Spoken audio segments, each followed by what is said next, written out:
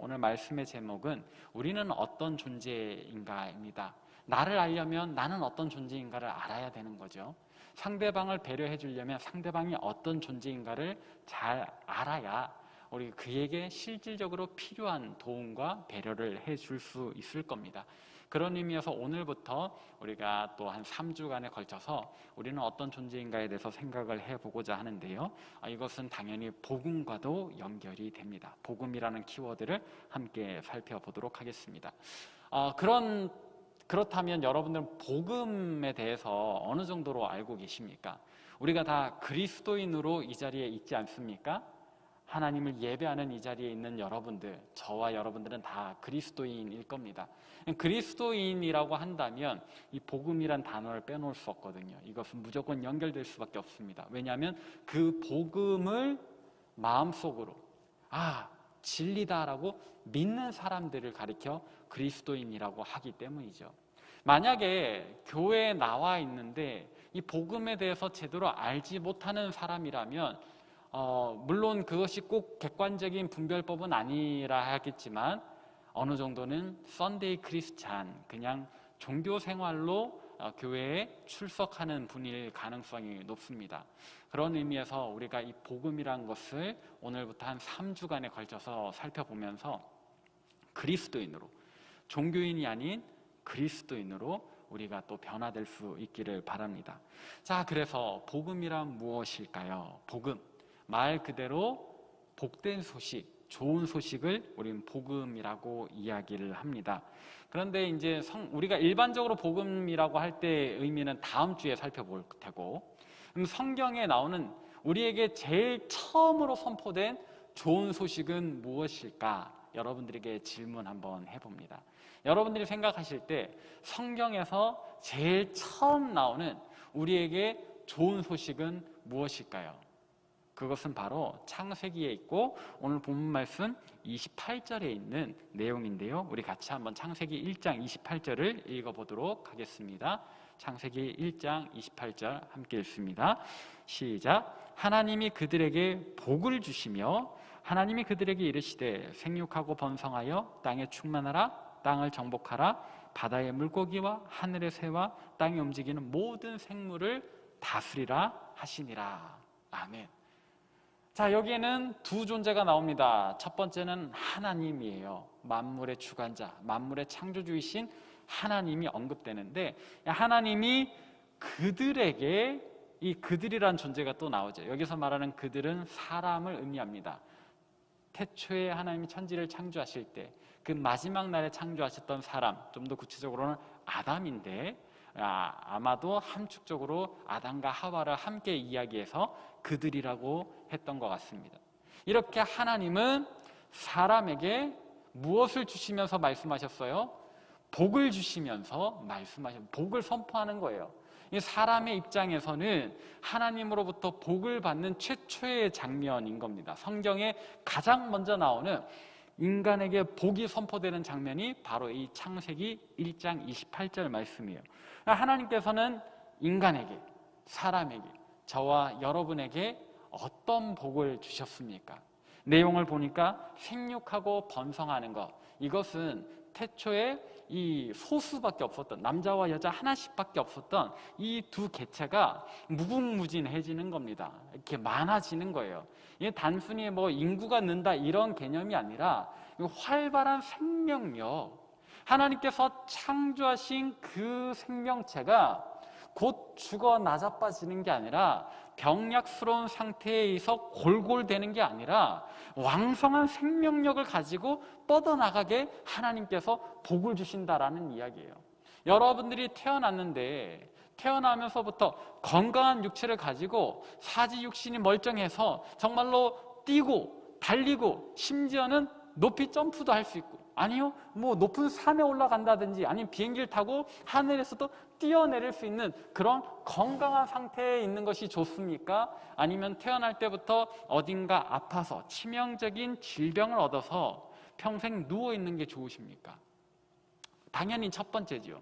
건강함, 생명력, 이거는 우리에게 너무나도 중요한 축복인데 하나님께서 사람에게 이와 같은 활발한 생명력을 축복으로 주신다라는 이야기예요. 하나님께서는 우리를 창조하실 때에 그렇게 건강하기를 원하는 마음에서 막 뛰노는 그런 장면을 생각하면서 하나님은 우리에게 이런 축복을 주셨다는 말이에요. 그리고 또 이어서 땅에 충만하라까지 그런 내용이라면 땅을 정복하라, 모든 생물을 다스리라. 정복과 다스림이라는 말이 나오니까 사실 이게 좀 우리에게는 굉장히 억압적인, 좀 폭력적인 단어처럼 느껴질 수도 있지만 이거는 우리말로 번역하면서 가지게 된 뉘앙스고요. 좀 더 정확히는 우리가 이제 주인으로서 잘 관리하는 겁니다. 저는 이제 여러분 앞에서 기타를 잡고 찬양 인도를 해요. 그런데 이 악기라고 하는 것을 예로 들자면 악기는 무생물입니다. 그죠? 근데 마치 살아있는 것 같아요.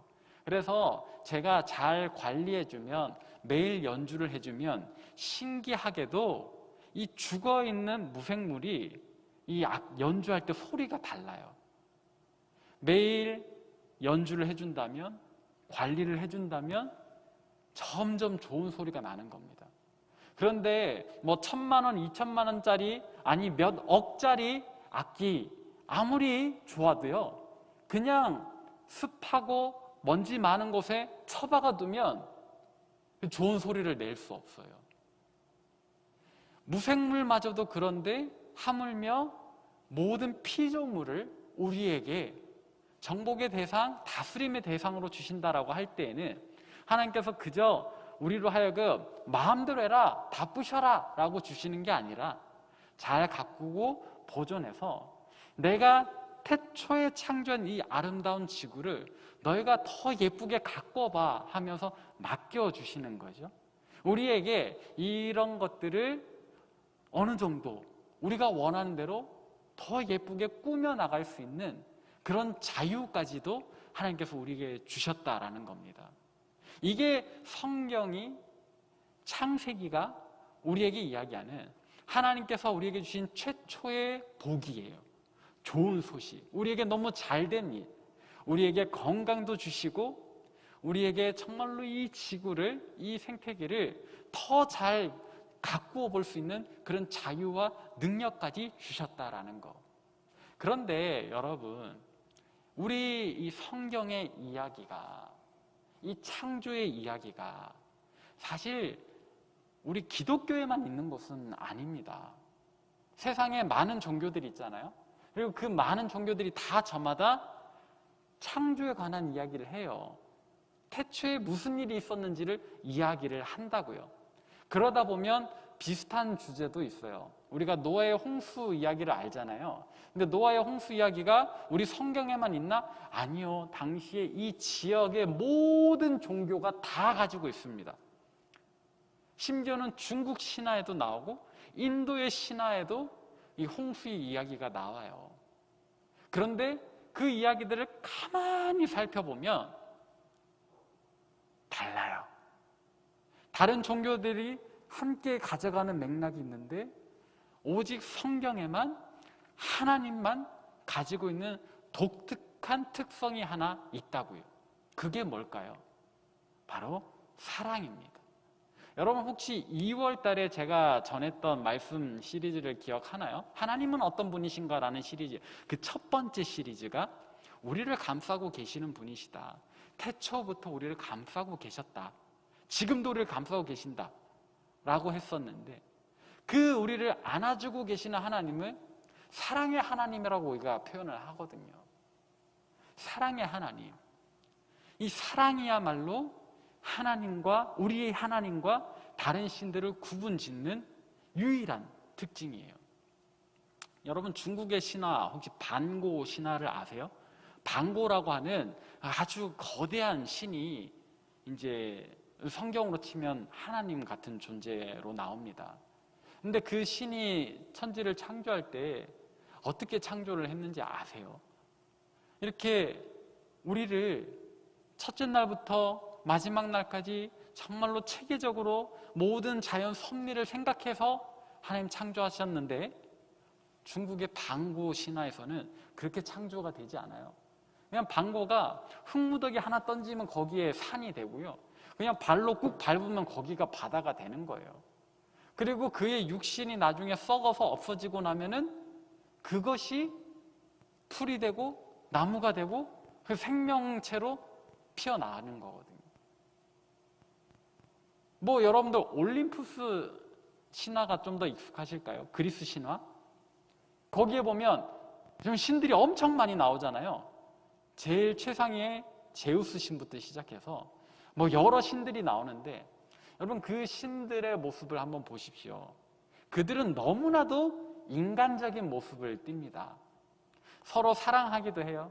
서로 미워하기도 합니다. 질투도 해요. 심지어는 신이 바람도 피워요.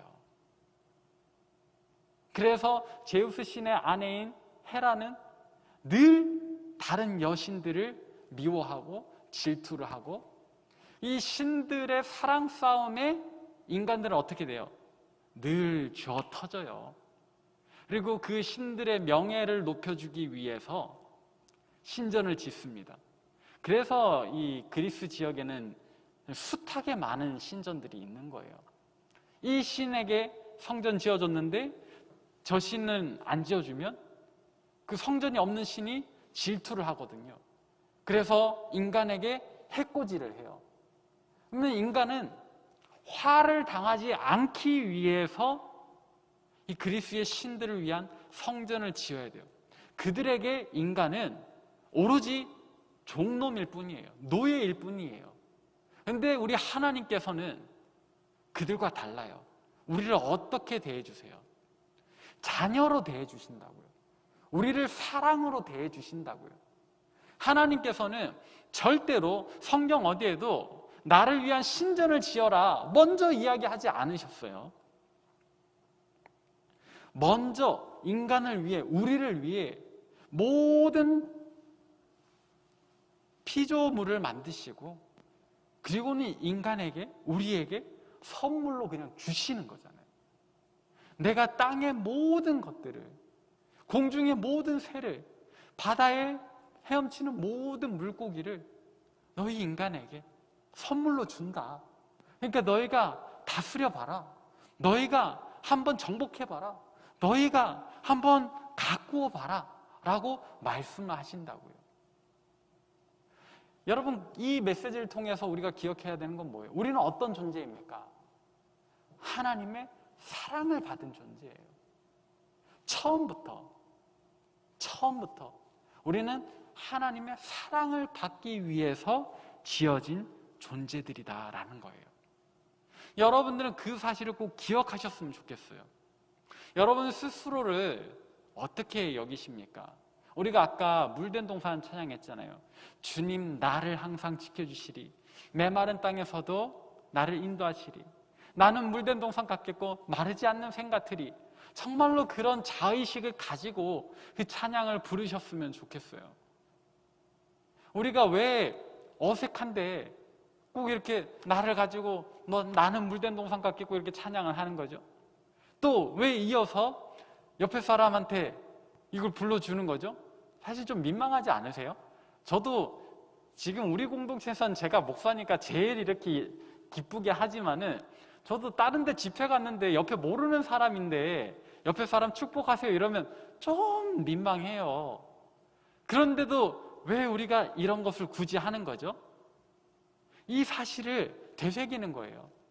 난 하나님 앞에 물된 동산, 메말라버린 그런 그 사막과 같은 존재가 아니라 정말 하나님 복 주신 생명력이 넘치는 존재다라는 걸 스스로에게 다시 한번 내 스스로 떠올리는 거고요. 옆에 사람에게 내 당신 잘 모르지만 당신도 그런 존재입니다라고 이야기를 해주는 거예요. 옆에 사람에게 말하십시오 보다는 그래도 어색하지만 노래 부르면서 잠깐 보는 게 조금 더 덜 하잖아요. 그래서 우리가 그런 시간을 가지는 거예요. 이제 이 물된 동산 찬양의 의미를 아셨으면 우리 다음 주부터는 좀 더 상큼하게 옆에 지체를 향해서 축복하며 불러주셨으면 좋겠습니다. 이왕이면 0.1초라도 좋으니까 시선도 한번 마주치면 좋겠고요. 제 눈이 작지만 그래도 여러분들 다 볼 수 있습니다. 저를 향해서도 그렇게 축복을 해주세요. 저도 여러분들을 그렇게 축복하겠습니다. 이어서 만약에 지금 이 시간 이 순간에 스스로 좀 가치 없게 생각하셨던 분이 있으시다면, 내 인생은 왜 이럴까? 나는 왜 이 모양일까? 나는 왜 요즘 되는 게 없을까? 나 살아서 무엇하나? 라는 생각을 하는 분이 있으시다면 여러분 생각을 고치시길 바랍니다. 그런 생각을 버리시길 바라요. 여러분 아까 말씀의 시작에 복음에 관해서 이야기를 했잖아요. 복음이 뭐라 그랬죠? 복된 소식, 우리에게 좋은 소식. 우리는 처음부터 하나님의 사랑을 입은 자다. 우린 처음부터 하나님께 사랑받으면서 태어난 존재다. 이게 복음이에요. 근데 내 안에, 여러분 안에 혹시라도 나는 살 필요가 없어, 나는 되는 게 없어, 내 인생은 완전히 망했어, 이런 생각을 하는 분이 있다면 그런 소리에서 귀를 기울이지 마십시오. 귀를 빼버리십시오. 여러분 이런 소리는 복음의 반대말이고요, 다른 말로 화음이라고 합니다. 우리를 망하게 하는 소리예요. 그 망하게 하는 소리는 뭐하러 들으세요? 아니에요. 물론 지금 하고 있는 일이 잘 되지 않을 수 있습니다. 공부가 마음먹은 대로 진행되지 않을 수도 있어요. 저도 마찬가지예요. 저도 지금 박사 논문을 몇 년째 쓰고 있는지 몰라요? 뭐 작년에도 마치려고 했는데 시간이 또 지나와 버렸어요. 1년이 또 훅 지나갔단 말이에요. 되게 힘들 때가 있어요. 그런 문제로. 뭐 그 외에 말 못할 다른 문제들도 있어요. 저에게도 있어요. 그러나 그런 문제들에 귀를 기울이고 그런 문제들에 상처받고 넘어지시기보다는 그럴 때마다 다시 떠올리십시오. 하나님이 나를 어떻게 창조를 하셨는가? 하나님이 나를 어떤 마음으로 어떤 존재로 창조하셨는가를 다시 떠올리시란 말이에요. 그래서 오늘 본문 말씀 창세기 1장 26절은 우리는 이렇게 이야기를 하죠. 제가 읽겠습니다. 하나님이 이르시되 우리의 형상을 따라 우리의 모양대로 우리가 사람을 만들고 그들로 바다의 물고기와 하늘의 새와 가축과 온 땅과 땅에 기는 모든 것을 다스리게 하자 하시고, 우리는 하나님의 형상대로 지음받은 존재예요. 하나님 처음부터 우리에게 이런 마음, 자기를 닮도록 그런 존귀한 존재로 창조하셨단 말이에요. 우리가 그런 존재라는 것을 꼭 기억하시고, 스스로 자괴감이 몰려올 때, 어떤 나쁜 생각이 들 때 곧 끊어내시길 바랍니다. 그리고 나는 하나님의 사랑을 입은 자, 나는 하나님의 형상을 닮은 자, 그래서 나는 존귀한 자라고 스스로를 좀 축복해 주세요. 여러분들 스스로가 건강하셔야 옆에 사람도 보듬어 줄 수 있는 거거든요. 그래서 여러분들을 축복합니다. 저 다시 한번 말씀드릴게요. 여러분 정말로 사랑받기 위해 태어나신 분들이에요. 그게 여러분들의 존재의 이유입니다. 그런가 하면 또 이런 질문을 해볼 수 있죠. 하나님께서 아담과 하와에게 정말로 무한의 축복을 주시면서 에덴 동산에 살게 하셨잖아요. 근데 아담과 하와가 에덴 동산에서 영영토록 살았나요? 아니죠. 죄를 지었어요. 그래서 쫓겨났어요. 아담과 하와는 하나님의 말씀을 어겼습니다. 그래서 에덴 동산에서 쫓겨날 뿐만 아니라 이제는 종일토록 수고해야 먹을 것을 얻을 수 있고, 이 여성 같은 경우에는 목숨의 위협을 당해야 이 자녀를 출산하는 그런 어떤 고통을 맛보게 되었어요. 뿐만 아니라 이전에는 언급되지 않았던 이 죽음이라고 하는 것이 우리에게, 인간에게 언급되었습니다. 그럼 어떻게 된 거죠? 죄 때문에 아담과 하와는 망해버린 겁니까?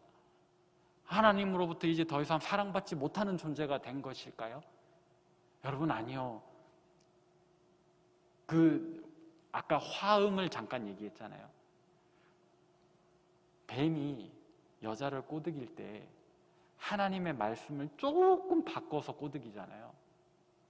이 에덴 동산 사건도 우리에게 그렇게 다가올 수 있어요. 지금도 살아 역사하는 악한 권세가 우리로 하여금 성경을 오해하게 만든다니까요. 무슨 이야기냐? 물론 아담과 하와가 범죄함으로 말미암아 에덴 동산에선 쫓겨났습니다만, 그렇다고 해서 하나님이 그들을 떠나버리신 건 아니라는 이야기예요.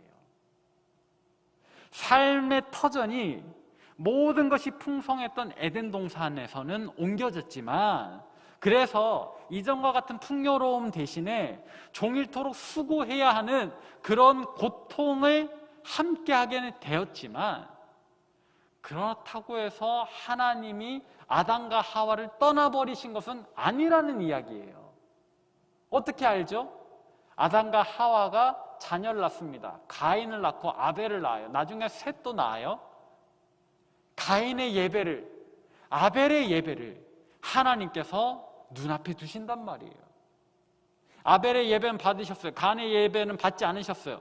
이 상황에서도 조차 하나님께서는 가인을 떠나버리지 않으시고, 자기 예배를 하나님이 받지 않으신 것 때문에 가인이 분노하니까 하나님이 가인에게 친히 말씀하시잖아요. 내가 너의 예배를 왜 받지 않았는지, 지금 너의 마음의 상태, 영적 상태가 어떠한지를 하나님께서 가인에게 직접 말씀해 주신다고요. 비록 아담과 하와가 범죄하였어도, 가인이 잘못된 예배를 드렸어도 하나님은 절대 그들을 떠나지 아니하셨더라. 그와 마찬가지로 하나님께서는 지금도 우리와 함께 하고 계신다. 왜? 우리를 사랑하시기 때문에. 여러분들은 하나님의 사랑을 입은 존재입니다. 여러분들은 하나님과 동행하고 있는 사람들이에요. 우리가 비록 눈으로 하나님을 직접 볼 수는 없지만, 우리의 코로 하나님의 향기를 직접 맡을 수 없고, 우리의 손으로, 우리의 촉각으로 하나님을 느낄 수 없어도 하나님이 우리와 여전히 함께하고 계신다고요.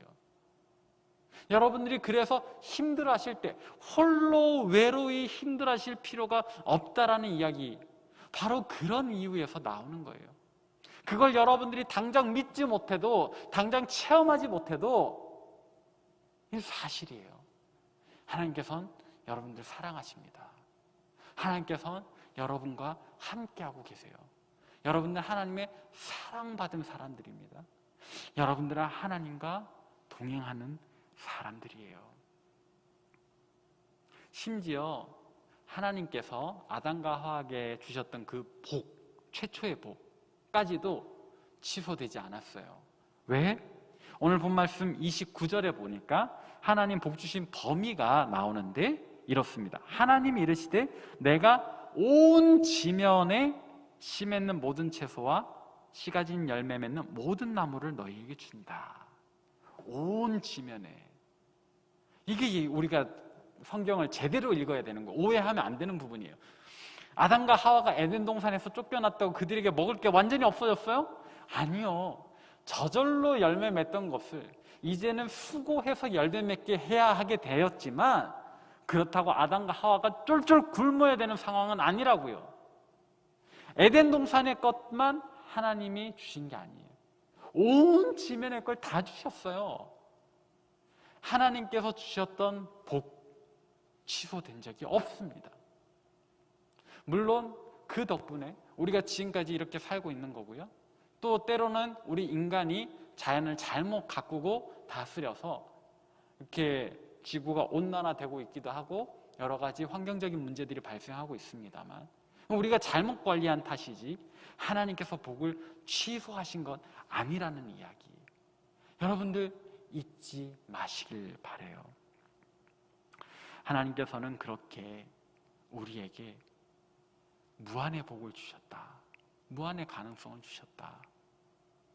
내게 건강 주시고, 또 비록 수고하여야 하지만 앞으로 해나갈 수 있는 여러 가지 가능성들이 있는. 그래서 여러분들 유다서 1장 20절, 21절은 우리에게 이렇게 권면합니다. 유다서 1장 20절과 21절 우리 같이 한번 읽어볼까요? 시작. 사랑하는 자들아, 너희는 너희의 지극히 거룩한 믿음 위에 자신을 세우며 성령으로 기도하며 하나님의 사랑 안에서 자신을 지키며 영생에 이르도록 우리 주 예수 그리스도의 긍휼을 기다리라. 아멘. 어떻게 하라고요? 지극히 거룩한 믿음 위에 우리 스스로를 세우라. 그리고 성령으로 기도해라. 무엇보다 하나님의 사랑 안에서 우리 자신을 잘 지켜라. 세상의 목소리, 우리를 망하게 하는 소리, 그 화음에서 귀를 떼시고 하나님은 나를 사랑하셔. 하나님은 나와 동행하고 계셔. 하나님 내게 복 주셨어. 나는 잘 될 수밖에 없어. 비록 지금 수고하고 애쓰고 노력해야 하지만 나의 지금은 미약해도 나의 나중은 힘이 창대하게 될 것을 여러분들 믿어 의심치 않기를 바랍니다. 지금 하고 있는 수고를 너무 괴롭게 여기지 맙시다. 물론 힘들지만 이 수고 끝에 하나님께서는 풍성한 열매를 우리에게 허락해 주실 거예요. 그래서 로마서 8장 38절 39절은 우리에게 이렇게 이야기를 합니다. 내가 확신하노니 사망이나 생명이나 천사들이나 권세자들이나 현재일이나 장래일이나 능력이나 높음이나 깊음이나 다른 어떤 피조물이라도 우리 주 예수 그리스도 안에 있는 하나님의 사랑에서 끊을 수 없으리라. 우리를 망하게 할 수 있는 권세는 없어요. 우리를 하나님의 사랑에서 끊어낼 수 있는 세력은 없다고요. 그러니까 여러분, 하나님의 사랑 안에 머무는 저와 여러분 되시길 바랍니다. 우리는 오직 하나님의 사랑 안에서 비록 지금 잠깐 얼마간의 수고, 고통을 감내해야 할지라도 결코 망하지 않고 하나님 베푸시는 그 풍성한 은혜를 누리게 될 하나님의 사랑을 입은 자들임을 늘 기억하실 수 있기를 바랍니다. 우리가 이와 같은 믿음으로 나아갈 때 하나님께서는 참으로 우리에게 필요한 은혜들 넉넉하게 풍성하게 주시리라 믿습니다. 말씀을 맺습니다. 우리는 어떤 존재입니까? 하나님의 사랑을 입은 존재. 하나님께서 주신 무한한 생명력을 가지고 이 땅의 모든 것들을 다스리며 누리며 또 우리가 원하는 꿈들을 하나님의 사랑 안에서 이루어 나갈 존재라는 것을 여러분 늘 기억하시고 오늘 하루도 승리하시길 바랍니다. 이번 한 주도 승리하실 수 있길 바랍니다. 여러분 평생에 승리하시기를 바랍니다.